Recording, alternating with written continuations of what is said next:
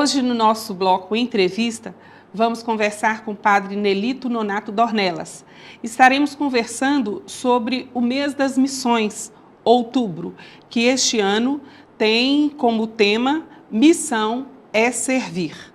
Padre Nelito, alegria tê-lo aqui conosco.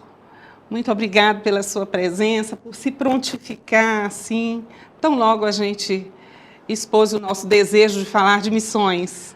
Mas é claro, Lúcia, que para mim é um prazer enorme, porque missão está na minha alma. Eu me sinto missionário por excelência. Missionário por excelência. É uma graça de Deus ser missionário. Né? Padre Nelito, a missão, o trabalho missionário, o exercício missionário, é uma tarefa que nos foi atribuída pelo próprio Jesus. E não é uma coisa que ele nos pede, é uma coisa que ele nos ordena. E ele sempre usa o verbo no imperativo. Eu li uma ocasião um livro, um opúsculo, do padre José Comblan. O nome desse livro é O Enviado do Pai. E era um tratado de missiologia. Aquele livro me marcou profundamente, porque o Comblan parte do princípio de que a missão é um mandato, como você disse aí, né? Muito bem. E Deus é quem manda. Então, o missionário não tem que pedir licença a ninguém, não tem que pedir obediência a ninguém. Jesus não pediu obediência a ninguém para entrar no mundo. Ele não pediu licença a Augusto César, que era o imperador da época, não pediu licença ao sumo sacerdote, a Anás e nem Caifás, a nenhum doutor da lei. Ele chegou, entrou, porque é o Pai que mandou. Então, a tese do Comblan muito me impressionou, porque ele parte daquele princípio. Assim como o Pai me enviou, eu envio vocês. Então, nós batizados não temos que pedir licença a ninguém para pregar a palavra de Deus, para anunciar o reino de Deus, para proclamar a boa nova da salvação. E a partir do momento que nós assumimos esse mandato missionário, nós temos que nos despojar de tantas coisas como o próprio Jesus se despojou para exercer a sua missão no mundo. Porque, na verdade, o missionário, a única segurança que ele tem é o Pai, né? A única confiança, ele deposita tudo nas mãos de Deus, né? Então ele vai despojado. O missionário, ele é livre, plenamente livre, né? E é claro que o missionário, ele é enviado. Então, ele não faz isso por conta própria. E tanto é que aquela expressão de São Paulo, né? Como é que vai ter alguém que creia se não tem ninguém que é enviado? Como ter alguém que é enviado se não tem uma comunidade que o envia? Então nós temos esse ciclo, né? A comunidade é a expressão de Deus, a expressão do reino de Deus, ela que é a segurança do missionário, ela que envia o missionário para proclamar as maravilhas do reino de Deus. Mas é necessário entender aí essa expressão liberdade, o ser livre, mas ser livre sem abandonar os ensinamentos da igreja, sem abandonar aquilo que a igreja que nos envia, em nome de Jesus, também nos pede. Como eu disse aqui antes, o missionário ele não age em nome próprio, né? Ele age em nome de Deus, em nome da igreja, evidentemente.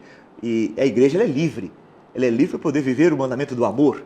Então, se você vê essa lógica aí, você vai entender aqui que São Paulo fala, né? Tudo é vosso, mas vós sois de Cristo e Cristo é de Deus. Então, nós temos sim, evidentemente, uma dimensão hierárquica. Por isso, é importante que haja organizações missionárias para prestar esse serviço. E quais são essas organizações missionárias hoje, no Brasil e no mundo, em relação à Igreja Católica? Lúcia, você agora me abre uma possibilidade de dizer algo muito especial sobre essa estrutura missionária da Igreja. Mas antes de eu falar dessa estrutura missionária da Igreja, Sim. Eu quero apresentar aqui alguns dados que eu considero assim de fundamental importância, que são aqui colhidos da própria Santa Sé, no site do Vaticano, nós encontramos esses dados aqui. Só para você ter uma ideia, nós somos hoje 7 bilhões de habitantes no mundo, e desses 7 bilhões, nós somos em torno de 1 bilhão e 500 milhões de católicos no mundo. Juntando os protestantes, nós vamos somar com mais 500 milhões, nós somos 2 bilhões de cristãos no mundo, mas católicos 1 bilhão e 500 milhões. Veja bem, destes, a metade está na América Latina. Na verdade, nas Américas, no continente América do Norte e América Latina. A metade, 50%, está do lado de cá, né? Você vai encontrar 26,1% na Europa, 12,8% na África, 10,3% na Ásia, 0,8% na Oceania. Nós somos, se nós temos hoje aí 7 bilhões de habitantes, nós não somos 20% de cristãos católicos no mundo. Então, daí você vê, nós somos minoria. Minoria. Aí a igreja, ela cria uma estrutura missionária para que nós, esses quase 20% da humanidade, poder prestar um serviço a esses 20% e aos 80% que não são cristãos. Não são cristãos. E como é que é essa estrutura? Nós temos um organismo chamado Pontifício Conselho para a Propagação da Fé, que é uma organização que, a partir do Vaticano, ela está também presente em 150 países, com as chamadas Pontifícias Obras Missionárias, conhecida como POM, né? Então, o Brasil tem, a sede está em Brasília, Pontifícias Obras Missionárias. E, então, essa Pontifícias Obras Missionárias é que coordena todo o trabalho missionário aqui no Brasil, que, por sua vez, organiza em cada regional da CNBB, que são 18 regionais, os comires, que são os Conselhos Missionários Regionais. Por sua vez, tem que organizar em cada diocese os comides, que são os Conselhos Missionários Diocesanos. E cada diocese organiza nas suas paróquias os comipas, né? Comipas, que são os isso, Conselhos Missionários Paroquiais. E as paróquias organizam nas suas comunidades os comipas, que são os Conselhos Missionários Comunitários. Comicos, isso. Eu fiz uma confusão aí. Diante disso que o senhor colocou, seria interessante que, nesse aspecto da missionariedade, os nossos irmãos separados se unissem a nós no sentido de propagar o Evangelho de Jesus Cristo. Juntos, né? Em vez de nós ficarmos discutindo, né? Naquilo que nós temos de diferença. Mas, veja bem, esses conselhos missionários, eles são presididos, logicamente, em cada instância, por bispos, padres e pelo próprio Papa? O Papa, ele delega, evidentemente, um cardeal para ser o presidente desse Pontifício Conselho a nível mundial. Ele organiza esse projeto, né? Aqui no Brasil, nós temos o padre Camilo, que é o diretor das Pontifícias Obras Missionárias. E a CNBB delega um bispo para acompanhar diretamente as Pontifícias Obras Missionárias. E temos o COMINA, que é o Conselho Missionário Nacional. Então, esse bispo faz presente desse COMINA, né, que geralmente é um bispo eleito para poder cumprir essa missão, né? E cada regional também elege um bispo para essa questão missionária, tá? E em cada diocese é o bispo que é o principal responsável, e ele delega um padre, um leigo, uma religiosa, para coordenar o Conselho Missionário Diocesano, né? A nossa diocese, pelo que me consta, ela deve agora dar esse passo. Está vindo aí uma assembleia, né? Estamos chegando aqui, já é agora, né? Nossa assembleia. Eu creio que a partir dessa assembleia, sede Assembleia Diocesana, quem sabe seja um passo dado agora a organizar o nosso Conselho Diocesano Missionário. Padre Nelito, e para organizar, incentivar e orientar essa atividade missionária dentro da igreja, existem os documentos emitidos pela Santa Sé, os documentos da Santa Sé. Nós poderíamos falar rapidamente sobre cada um deles? Antes do nosso intervalo, porque nós temos o intervalo agora, eu gostaria que o senhor falasse sobre o decreto ad gentes, especificamente. Esse é um decreto do Concílio Vaticano II. Ad gentes é a missão para fora. A igreja tem a sua missão ad intra, que é justamente cuidar dos chamados domésticos da fé. Isso. Né? E a destra para aqueles que estão fora dos quadros da fé. E esse documento, esse decreto Vaticano II, que faz agora 50 anos, ele é extraordinário, porque ali ele delegou, consagrou e quase que obrigou a todos os cristãos batizados a tornarem-se missionários, porque antes a missão era reservada à hierarquia da igreja, e agora não, agora todo o povo de Deus tem que ser missionário. Ok. No próximo bloco, nós voltamos a falar sobre esses documentos da igreja.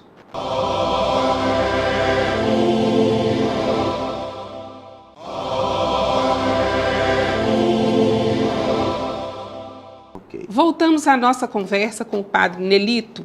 Hoje estamos falando sobre o mês das missões. E nós paramos nossa conversa no primeiro bloco, quando falávamos dos documentos da igreja que incentivam e orientam o trabalho missionário. Nós falamos já sobre o decreto Ad Gentes, e agora eu gostaria que o senhor comentasse especificamente sobre o Christi Fidelis Laity, que é direcionado aos leigos, aos cristãos leigos, missionários leigos. Olha, Lúcia, é interessante que esse documento de João Paulo II, escrito em 85, ele faz menção a dois primeiros documentos missionários da igreja. Um é do Papa Gregório XVI, que quando foi criado esse movimento chamado Propagação da Fé, foi uma leiga, em 1822, na França, em Lyon, numa França pós-Revolução Francesa, uma França que estava totalmente paganizada, uma França em que chamava, naquela época, né, o advento da razão, da ciência, né, como elemento que iria, de fato, emancipar a humanidade, e a fé estava colocada em baixa, né, e, do outro lado, movimentos jansenistas e tantos outros lá, muito piegas e muito espiritualistas. Então surge uma leiga chamada Pauline Jaricotte. Ela tinha, inclusive, um irmão seminarista, e ela ficou muito encantada com a questão da missão na China, e ela não queria ser freira, e também não queria casar-se, e ela era filha de um empresário de têxtil, indústria têxtil.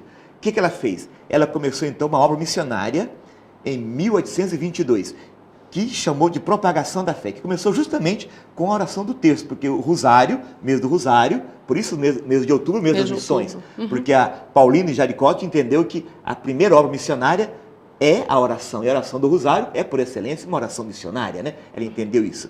Então, começou ali. Aí o Papa Gregório XVI soltou uma primeira encíclica, logo em seguida, elogiando essa atitude dessa leiga e recomendando que toda a igreja fizesse a mesma coisa, né? Aí logo em seguida veio o Papa Leão XIII, que abraçou tremendamente essa obra, escreveu 2 encíclicas sobre essa obra missionária, tá? Sim.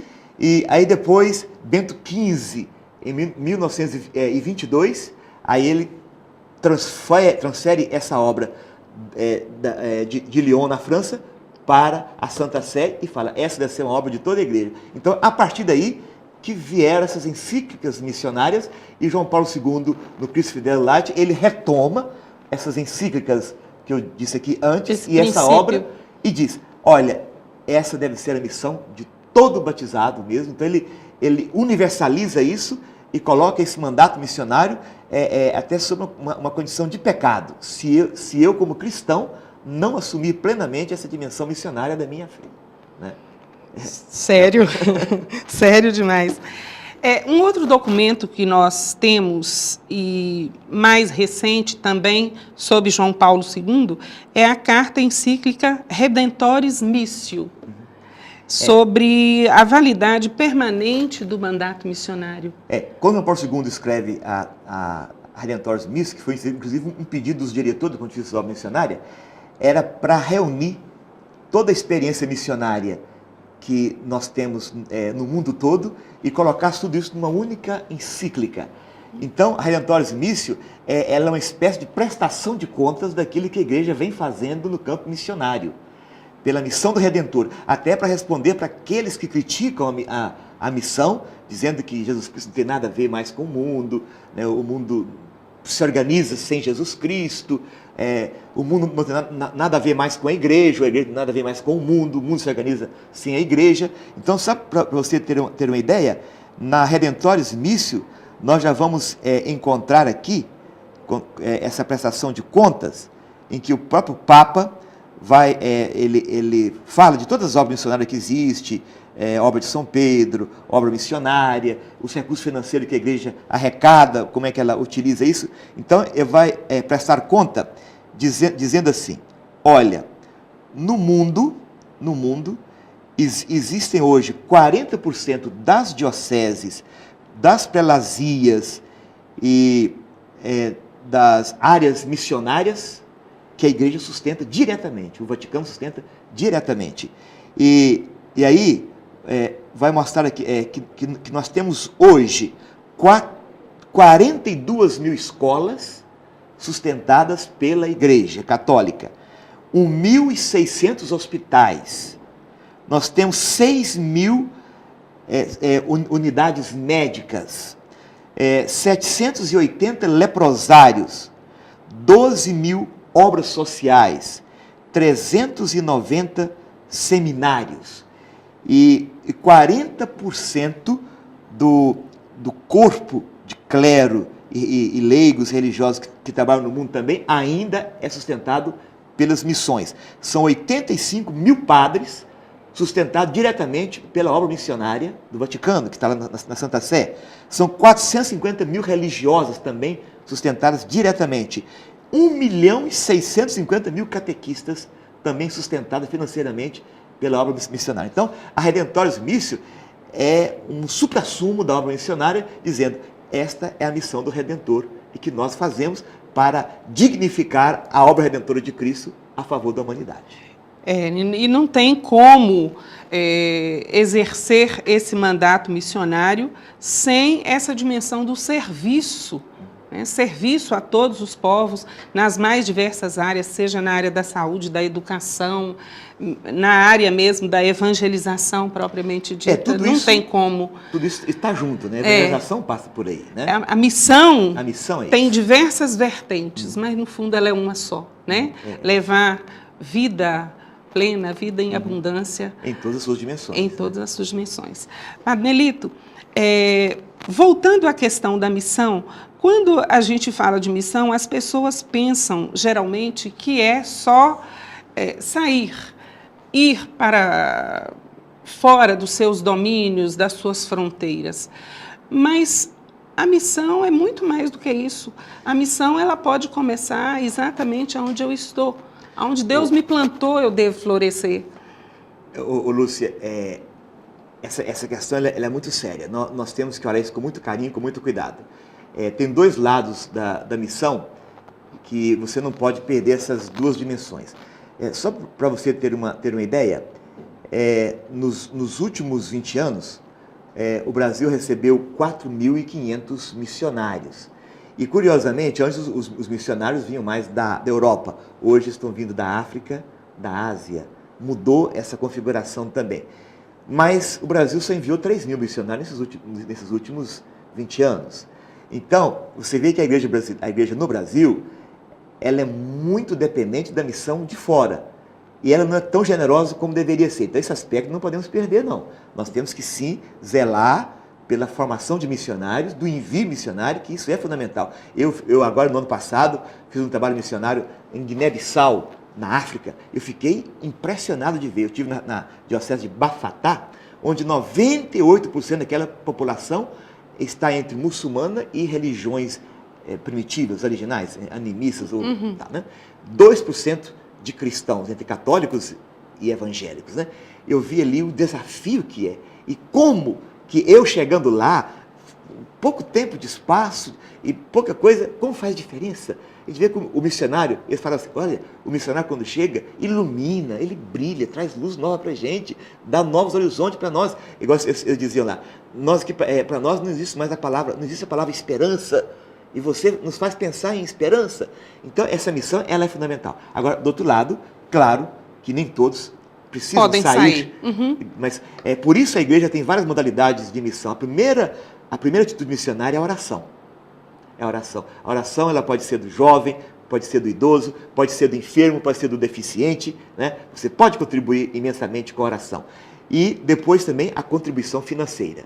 Fundamental isso para sustentar aqueles que estão lá precisando de todo tipo de apoio, né?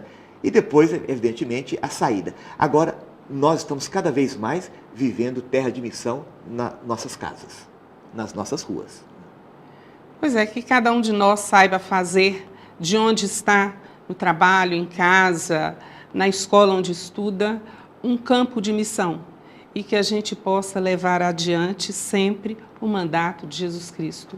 Vá e leve o Evangelho a toda criatura. Muito obrigada, viu, Padre, por ter estado conosco. É como, sempre uma alegria recebê-lo. É como dizia o Dom Helder Câmara, missão não é devorar quilômetros, mas é imbuir-se do amor de Cristo e transmitir esse amor onde Deus permitir que nós estejamos. Muito obrigada. Amém. Nossa mensagem de hoje baseia-se no Evangelho deste 29º domingo do tempo comum, que está em Marcos, capítulo 10, versículos de 35 a 45. Enquanto Jesus anuncia sua morte como consequência de sua missão, 2 dos seus discípulos, Tiago e João, sonham com poder e glórias. Essa atitude dos 2 desperta dos outros 10 raiva, desentendimento e competição, porque também eles sonham com isso. Então Jesus mostra a seus discípulos que o poder verdadeiro se traduz no serviço, que o mais importante no discipulado, no seguimento de Jesus e do seu projeto salvífico, é seguir o seu exemplo, servir e não ser servido. O Evangelho nos alerta para estarmos atentos em nossa vida pessoal, comunitária e social quanto às tentações do poder, da fama e do prestígio, pois podem nos levar a atitudes de superioridade e autoritarismo, sentindo-nos como referencial de tudo na comunidade. Esta atitude nos leva ao distanciamento e nos impede de aprender com e na comunidade. O poder sem serviço e com autoritarismo, sem solidariedade e fraternidade, gera tirania e opressão. É necessário aprendermos que nossos cargos, funções e ministérios devem ser colocados a serviço da comunidade, para o seu bom funcionamento e crescimento, nunca em benefício próprio e obtenção de privilégios pessoais. No seguimento de Jesus, não há lugar para grandes, e sim para servidores. Não há lugar para primeiros, e sim para servos de todos. Aprendamos de Jesus, que é manso e humilde de coração, a nos qualificarmos para o serviço, que se expressa na entrega de si mesmo para o bem comum. Oremos instantemente para que todos aprendam essas lições do Evangelho de hoje. Uma boa tarde e até o nosso próximo programa, se Deus quiser.